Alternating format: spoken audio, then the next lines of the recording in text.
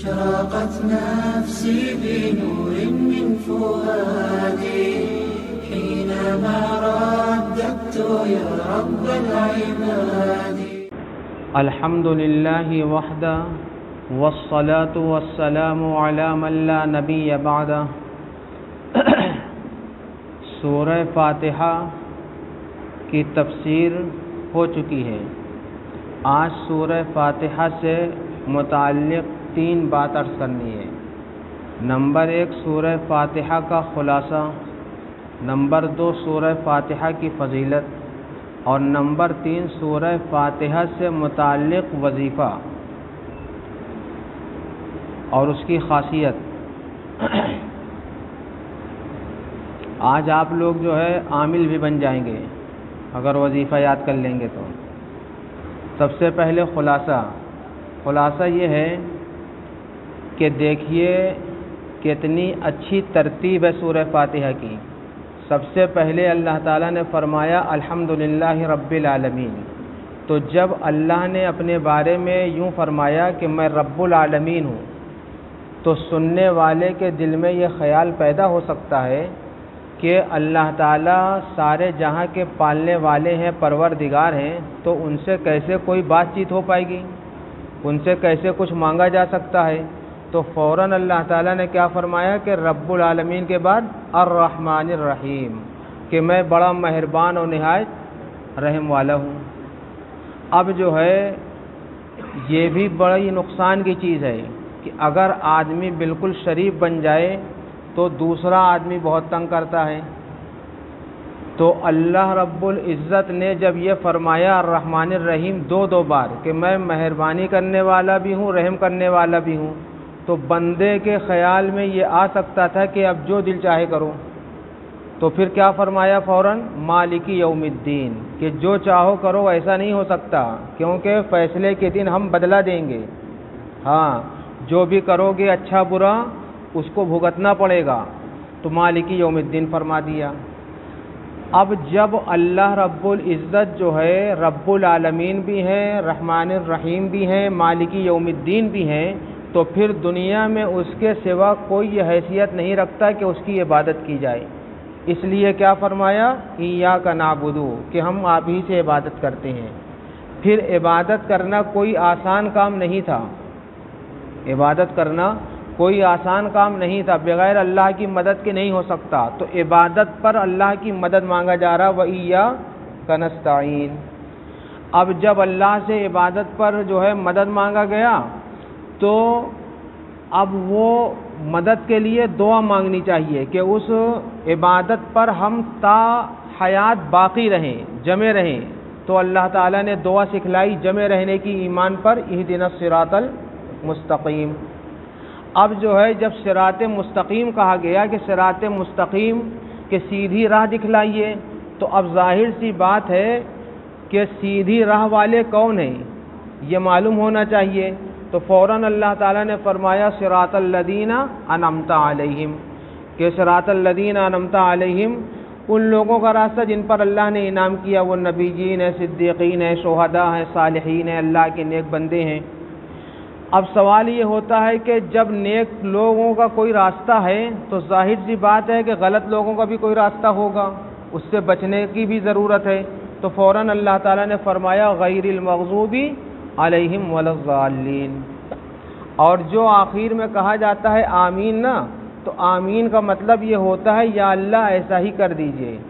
یہاں پہ یہی مفہوم ہے، یعنی جو ہم دعا مانگ رہے ہیں اہدنا الصراط المستقیم وغیرہ، یہ دعا کو ایسے ہی آپ قبول کر لیجئے. آمین کا مطلب یہ ہے کہ آپ اس کو قبول کر لیجئے. آمین یہ قرآن شریف کا سورہ فاتحہ کا جز اور حصہ نہیں ہے، یہ ایک الگ سے پڑھنے کی چیز ہے. اب دیکھیے ایک بات اور بڑی اہم ہے، حدیث شریف میں ملتی ہے کہ اللہ تعالیٰ فرماتے ہیں کہ سورہ فاتحہ میرے اور میرے بندوں کے درمیان 2 حصوں میں تقسیم ہے. جو سورہ فاتحہ ہے نا، یہ میرے اور میرے بندوں کے درمیان کیا ہے؟ 2 حصوں میں تقسیم ہے. کس طرح تقسیم ہے دیکھیے. اس میں کل کتنی آیتیں ہیں؟ 7 آیتیں ہیں. تو 7 آیتوں میں پہلی 3 آیت جو ہے وہ اللہ تعالیٰ کی حمد و ثنا کے لیے ہے، اور آخر کی 3 آیت جو ہے وہ بندے کے لیے ہے، اپنے لیے دعا مانگتا ہے، اور جو بیچ والی آیت ہے وہ دونوں میں مشترک ہے، وہ اللہ کے لیے بھی ہے، بندے کے لیے بھی ہے۔ ایاک نعبد، یہ جو ہے اللہ کے لیے ہے کہ ہم آپ کی عبادت کرتے ہیں، اور وایاک نستعین، یہ بندے کے لیے ہے کہ ہم آپ سے مدد مانگتے ہیں۔ تو چوتھی نمبر کی آیت بندے اور اللہ کے درمیان مشترک ہے، اور پہلی 3 آیت جو ہے اللہ کے لیے ہے، اور آخر کی 3 آیتیں کس کے لیے ہے؟ بندے کے لیے ہے، کیونکہ اس آخری 3 آیت میں سارا فائدہ کس کا ہے؟ بندے کا ہے۔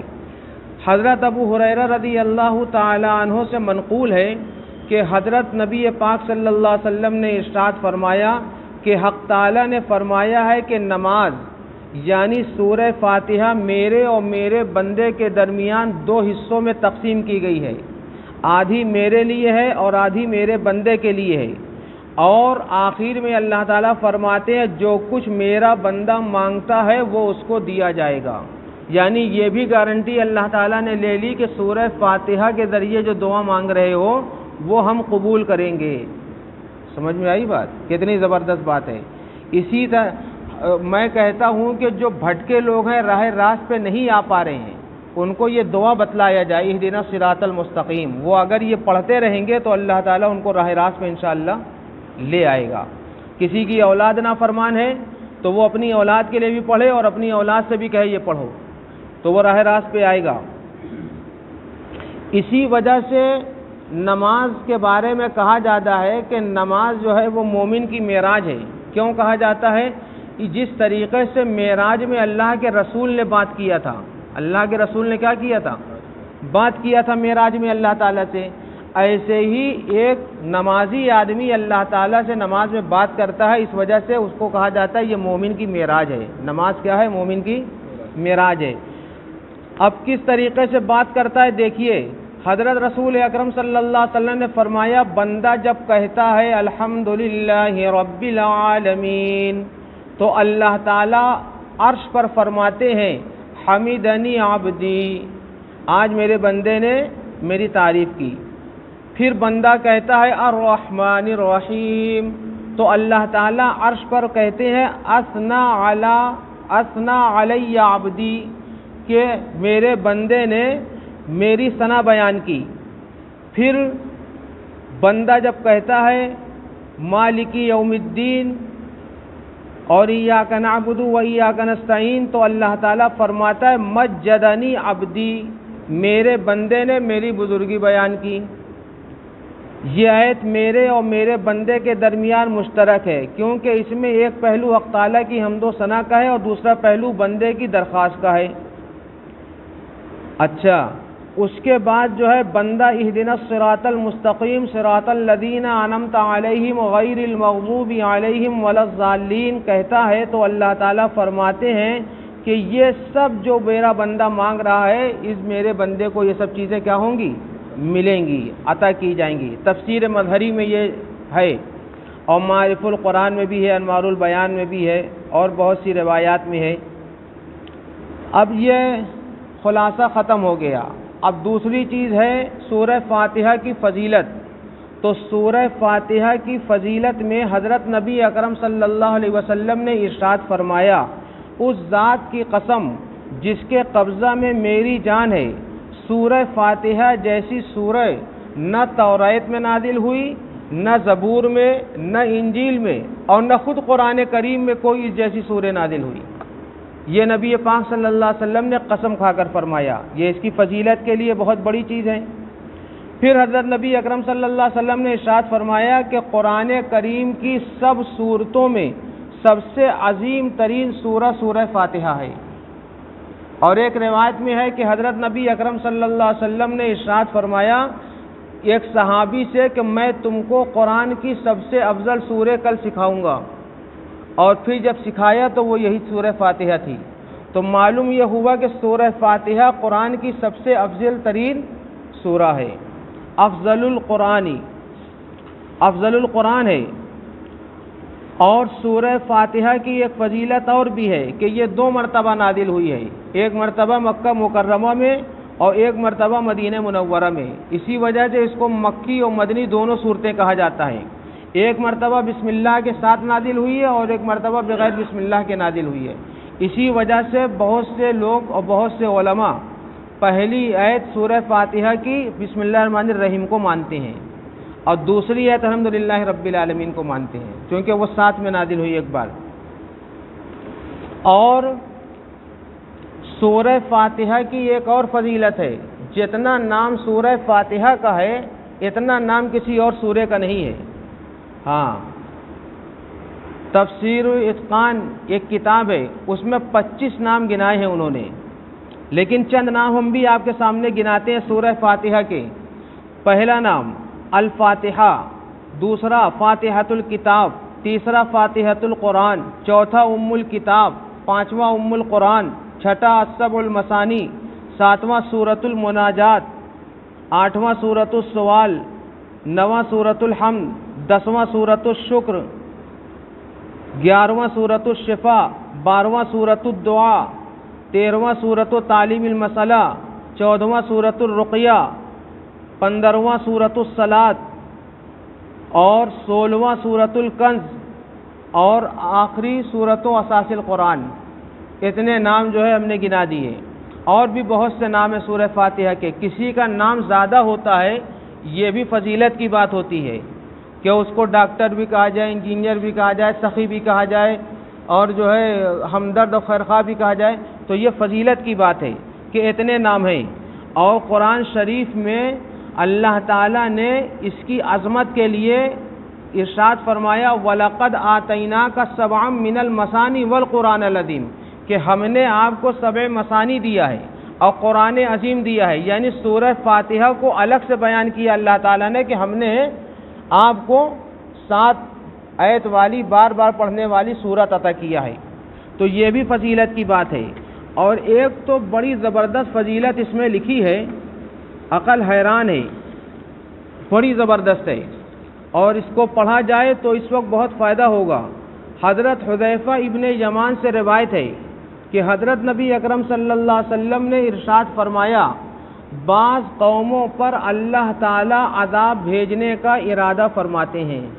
بعض قوموں پر اللہ تعالیٰ عذاب بھیجنے کا ارادہ فرماتے ہیں، پھر اس قوم کا کوئی بچہ الحمدللہ رب العالمین یعنی سورہ فاتحہ پوری پڑھتا ہے تو اللہ تعالیٰ اس سورہ فاتحہ کو سن کر 40 سال کے لیے عذاب کو ٹال دیتے ہیں. یہ ہے، یہ کوئی معمولی فضیلت نہیں ہے. عذاب چاروں طرف سے گھیر رہا ہے مسلمان کو. اگر سورہ فاتحہ کا ورد کریں مسلمان، روزانہ پڑھیں اگر، تو انشاءاللہ یہ سارے عذاب جو ہے ٹل جائیں گے اللہ نے چاہا. یہ بہت بڑی فضیلت ہے.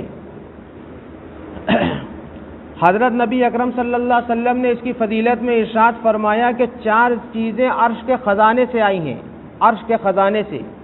ان میں سے ایک سورہ فاتحہ بھی ہے اور آیت الکرسی بھی ہے، سورہ بقرہ کی آخر کی 2 آیتیں ہیں اور سورہ کوثر ہے. اور 4 مرتبہ شیطان رویا ہے اپنی زندگی میں. ابلیس جو ہے 4 مرتبہ رویا ہے، یہ نبی اکرم صلی اللہ علیہ وسلم نے ارشاد فرمایا. ان میں سے پہلی وجہ یہ ہے جب اس کو آسمان پر ملعون قرار دیا گیا، اور دوسرے اس وقت جب اس کو زمین پر پھینکا گیا. وہ آدم سے پہلے ہی آ گیا تھا زمین پر، آدم علیہ السلام تو بعد میں آئے. اور تیسرے جب نبی پاک صلی اللہ علیہ وسلم کو نبوت ملی، اور چوتھے جب سورہ فاتحہ نازل ہوئی. یہ 4 مرتبہ ایسے رویا ہے. اور ویسے بھی شیطان کبھی کبھی روتا ہے، ہر سال جو ہے روتا ہے. کب؟ عرفات کے میدان میں، جب اللہ تعالیٰ سارے حاجیوں کے گناہ کو کیا کرتے ہیں؟ معاف کرتے ہیں. تو وہ یہ روتا ہے کہ ساری سروس سمجھے آپ، اس کو میں بہکاتا رہا، یہ پتہ نہیں کیا کیا کرتا رہا، اب یہ 60 سال کے بعد آ کے یہاں حج کر کے سب معاف کرا لیا. تو شیطان عرفات کے دن بہت روتا ہے، وہ الگ ہے. لیکن 4 مرتبہ خصوصی طور پہ جو رویا ہے وہ یہ ہے، اس میں ایک چیز یہ بھی ہے کہ سورہ فاتحہ جب نازل ہوئی تب. ایک مرتبہ حضرت نبی اکرم صلی اللہ علیہ وسلم کی خدمت میں حضرت جبریل علیہ الصلاۃ والسلام بیٹھے ہوئے تھے. آسمان کی جانب سے ایک آواز آئی، تو حضرت جبریل علیہ السلام نے ادھر نظر اٹھایا اور حضرت محمد صلی اللہ علیہ وسلم سے سوال کیا کہ یہ بتائیے کہ یہ جو آواز آئی ہے یہ کیسی آواز ہے؟ تو آپ صلی اللہ علیہ وسلم چپ تھے، تو حضرت جبرائیل نے فرمایا کہ آسمان کا ایک دروازہ کھولا گیا ہے جو اس سے پہلے کبھی نہیں کھولا گیا تھا، اور وہ اس لیے کھولا گیا ہے کہ اس دروازے سے سورہ فاتحہ آئے گا اللہ کے رسول صلی اللہ علیہ وسلم کے پاس، اور قرآن کی بہت سی آیتیں نازل ہوئی ہیں، سب آیتوں کو لے کر کون آتا تھا؟ حضرت جبریل علیہ السلام، اور حضرت جبریل علیہ السلام کے ساتھ کچھ مخصوص فرشتے آتے تھے، لیکن قرآن کی کچھ صورتیں اور آیتیں ایسی ہیں جس میں اللہ تعالیٰ نے اس کی عظمت کو بڑھانے کے لیے کئی ہزار فرشتے بھیجے، جیسے آیت الکرسی جب نازل ہوئی تو 30,000 فرشتے آئے، سورہ کہف کے نازل ہونے کے وقت 70,000 فرشتے آئے، اور سب سے زیادہ جو فرشتے آئے ہیں وہ سورہ فاتحہ کے ساتھ آئے ہیں، 80,000 فرشتے۔ جب سورہ فاتحہ نازل ہو رہی تھی، جیسے کوئی خط کہیں لے جائیں آپ تو اس کے ساتھ 200 آدمی جائیں تو خط کی اہمیت بڑھ جاتی ہے نا، تو نبی پاک صلی اللہ علیہ وسلم کے پاس جو آیتیں آتی تھیں اس کے ساتھ حضرت جبرائیل اکیلے کبھی نہیں آئے، ساتھ میں فرشتے آتے تھے، لیکن کسی سورے کی عظمت بڑھانا ہوتا اور کسی آیت کی عظمت بڑھانا ہوتا تو اللہ تعالیٰ اسپیشل کچھ فرشتے جو ہے بھیجا کرتے تھے، تو سورہ فاتحہ کے ساتھ 80,000 فرشتے بھیجے گئے تھے۔ یہ سب کیا ہے؟ یہ سب اس کی فضیلت ہے۔ اب چلیے آپ لوگوں کو ہم عمل سکھاتے ہیں کچھ، ٹھیک ہے؟ ہاں، اس کا ایک عمل یہ ہے سورہ فاتحہ کا، حدیث پاک پہلے سن لیجئے، حدیث پاک میں ہے کہ سورہ فاتحہ کا ایک نام سورہ شفا ہے، اور دوسری بات نبی پاک صلی اللہ علیہ وسلم نے یہ بھی فرمائی کہ ہر بیماری کے لیے سورہ فاتحہ کیا ہے؟ شفا ہے، ہر بیماری کے لیے، جو بھی بیماری ہو، اور بہت سے مقصد میں سورہ فاتحہ کو اگر پڑھا جائے تو کامیابی ملے گی۔ تو دیکھیے، اس کا ایک طریقہ تو یہ ہے کہ فجر کی سنت اور فجر کے فرض کے درمیان، یعنی 2 رکعت سنت پڑھ لیجئے اور فرض پڑھنے میں جو ٹائم باقی ہے اس بیچ میں 41 مرتبہ سورہ فاتحہ پڑھا جائے اور 40 دن تک پڑھا جائے 41 مرتبہ، اور پڑھنے کا طریقہ یہ ہے کہ بسم اللہ الرحمن الرحیم کو الحمدللہ کی لام سے ملا دیجئے، یعنی اس طرح پڑھیے، بسم اللہ الرحمن الرحیم الحمدللہ رب العالمین، اس طرح پڑھنا ہے، اس طرح نہیں بسم اللہ الرحمن الرحیم الحمدللہ رب العالمین، اس طرح نہیں، بلکہ اس طرح بسم اللہ الرحمن الرحیم الحمدللہ رب العالمین، اس طرح اگر جو ہے پڑھیں گے روزانہ 41 مرتبہ 40 دن تک، جس مقصد کے لیے پڑھیں گے اس مقصد میں انشاءاللہ کامیابی ملے گی۔ اور آپ کو میں بتاؤں کہ میں نے اس کو بہت پہلے جو ہے پڑھا تھا، تو میرے پاس ایک صاحب آئے تو ان کو پیٹرول پمپ کے لیے جگہ چاہیے تھی، یعنی پیٹرول پمپ کے لیے فارم بھرا تھا، تو وہ دعا کرانے مجھ سے آئی، تو میں نے ان کو یہ وظیفہ بتایا، تو وہ میاں بیوی پڑھ رہے تھے لیکن ان کے نام جو ہے پیٹرول پمپ الاٹ ہو گیا، تو ایسے میں نے اور بھی لوگوں کو بتایا ہے تو وہ ان کو کامیابی ملی ہے۔ تو آپ لوگ کو بھی یہ وظیفہ میں بتا رہا ہوں کہ فجر کی نماز کی سنت اور فرض کے درمیان کسی مقصد کے لیے 41 مرتبہ روزانہ 40 دن تک پڑھیں، انشاءاللہ اس مقصد میں کامیابی حاصل ہوگی۔ نمبر 2، کسی شخص پر جادو کیا گیا ہے تو وہ سورہ فاتحہ پڑھ کر پانی پر دم کر کے اس جادو والے شخص کو پلا دیا جائے تو انشاءاللہ اس کے جادو کا اثر کیا ہو جائے گا؟ ختم ہو جائے گا، اور اس سے بہت سے لوگ شفا یاب ہوئے ہیں۔ تبلیغی جماعت میں ایک ہمارے ڈاکٹر صاحب تھے جن کا نام تھا ڈاکٹر مبین صاحب، تو ان کو میں نے ہمیشہ دیکھا کوئی بھی کسی بھی طرح کی بیماری لے کر آتا تھا تو وہ سورہ فاتحہ دم کر کر پانی پہ اس کو دے دیا کرتے تھے، اور زیادہ بیمار ہوتا تو پورے جماعت کے ساتھی سے سورہ فاتحہ پہ دم کرواتے۔ اچھا، ان کی یہ بات جو ہے حدیث میں ملتی بھی ہے، ایک واقعہ ہے کہ ایک جو ہے سفر میں صحابہ کرام تشریف لے گئے تھے، کسی سریہ میں رسول اللہ صلی اللہ علیہ وسلم نے بھیجا تھا. جب واپس ہونے لگے تو اس واپسی کے وقت جو ہے ایک جگہ پڑاؤ ڈالا، تو رات کے وقت ایک لڑکی آئی اور آ کر کہنے لگی کہ ہمارے گاؤں کے سردار کو بچھو نے ڈنگ مار دیا ہے، اور کوئی منتر جانتا ہو تم میں تو وہ آ کے جھاڑ دے اس کو. اور اس نے یہ بھی بتایا کہ ہمارے گاؤں میں کوئی مرد ہے نہیں، وہ اپنا کہیں ضرورت سے سب چلے گئے ہوں گے. تو ایک صحابی حضرت ابو سعید خدری رضی اللہ تعالیٰ عنہ فرماتے ہیں کہ میرے جماعت کا ایک ساتھی کھڑا ہوا، کہنے لگا میں چلتا ہوں، اور وہ گیا اور وہاں جا کر اس نے جو ہے جھاڑ دیا اور وہ اچھا ہو گیا. تو بہت ڈھیر سارا دودھ جو ہے ان جماعت کے ساتھیوں کو بھیجا اس نے، اور 30 بکریاں بھیجی. تو ان لوگوں نے دودھ تو پی لیا. اب بکری کے بارے میں یہ فیصلہ کیا سب ساتھیوں نے کہ اللہ کے نبی سے پوچھ کر تبھی ذبح کریں گے اور کھائیں گے.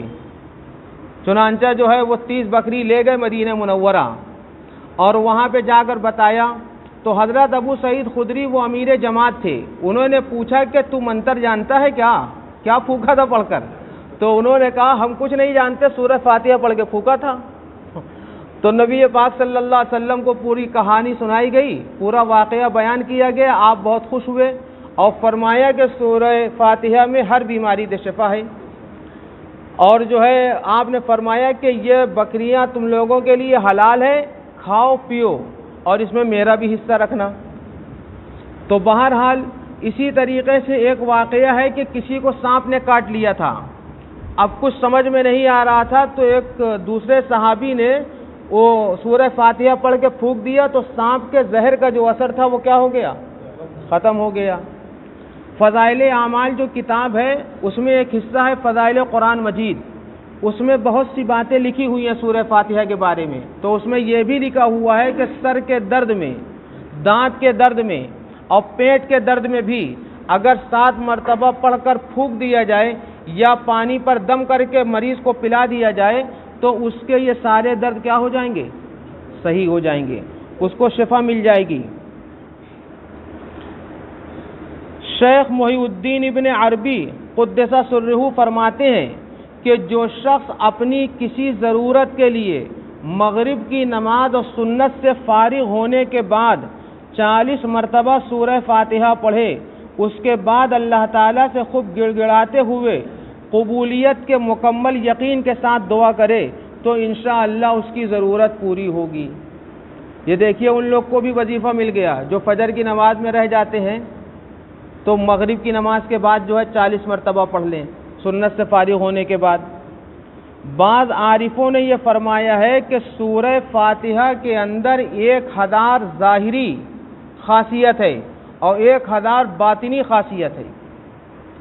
بعض علماء نے فرمایا ہے، مشائخ نے فرمایا ہے کہ سورہ فاتحہ اسم اعظم ہے. جس طریقے سے اسم اعظم کے ذریعے سے اللہ سے جو کچھ مانگا جاتا ہے وہ قبول ہوتا ہے، ایسے ہی جو ہے سورہ فاتحہ پڑھ کے جو کچھ مانگا جائے گا اللہ تعالیٰ کیا کریں گے؟ قبول کریں گے. ایک اور اس کا عمل ہے، پیسہ ویسا نہ کمائیے گا جو عمل سکھا رہے ہیں ہم. ہاں، ایک عمل اور بتا دے رہے ہیں.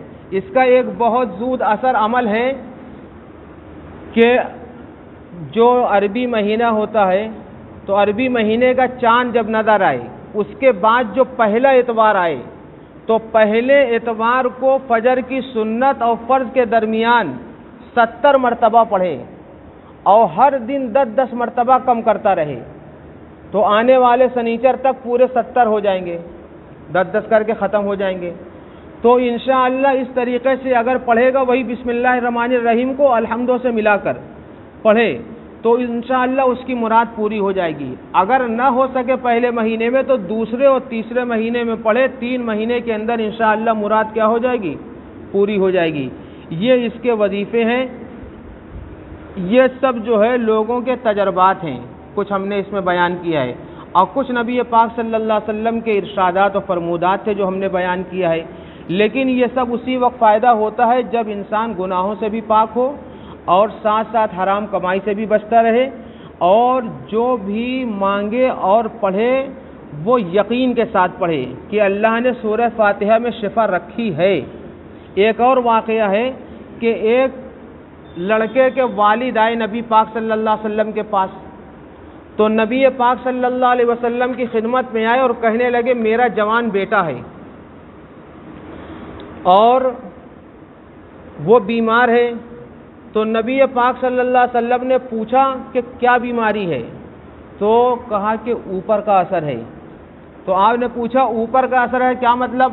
تو کہا کہ جو ہے وہ جن اور آسیب ہے اس کے اوپر۔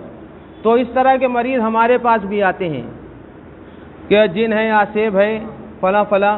تو نبی پاک صلی اللہ علیہ وسلم نے کہا کہ تم اپنے بیٹے کو بلا کے لاؤ۔ چنانچہ نبی پاک صلی اللہ علیہ وسلم کی خدمت میں اس کا جوان بیٹا حاضر کیا گیا، تو آپ صلی اللہ علیہ وسلم نے اس کے سامنے سورہ فاتحہ پڑھی اور کچھ قرآن کی آیتیں پڑھی اور پڑھ کر اس پر دم کیا، تو اس کے سر سے آسیب و جن سب بھاگ گئے اور جو ہے وہ اچھا ہو گیا، بالکل چنگا ہو گیا۔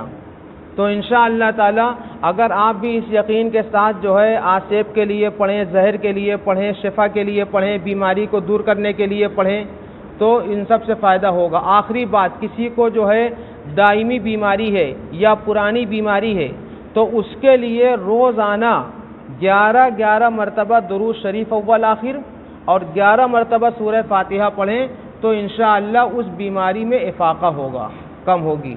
لیکن ان سب کے ساتھ ساتھ دوا کھاتے رہیے گا۔ سمجھ میں آئی بات؟ ہاں، چونکہ آپ دنیا میں ہیں، دواؤں کے استعمال اور ڈاکٹروں کے بتائے ہوئے پرہیز کے ساتھ ساتھ نبی پاک صلی اللہ علیہ وسلم کے اس نسخے پر بھی عمل کریں گے تو انشاءاللہ جلدی فائدہ ہوگا۔ اللہ تعالی ہمیں اور آپ کو سورہ فاتحہ کے اسرار و رموز عنایت فرمائے اور سورہ فاتحہ کے فضائل سے آراستہ کرے، اور سورہ فاتحہ پڑھ کر ہم لوگ جو بھی دعا مانگے اللہ ہم سب کی دعاؤں کو قبول کرے، اور سورہ فاتحہ پڑھ کر ہم لوگ جس پر دم کر دیں اس کا دم نہ نکلے بلکہ جو ہے اس کو صحت اور عافیت مل جائے۔ یا اللہ ان ساری دعاؤں کو حبیب مصطفیٰ احمد مجتبیٰ حضرت محمد صلی اللہ علیہ وسلم صدقہ طفیل قبول فرمائیے۔ صلی اللہ تعالی علی خیر خلقہ محمد وآلہ وصحبہ اجمعین برحمتک یا ارحم الراحمین۔ اشرقت نفسي بنور من فؤادي حينما رددت يا رب العباد وانتشت روحي وصار الدمع يجري يا إلهي خذ بقلبي للرشاد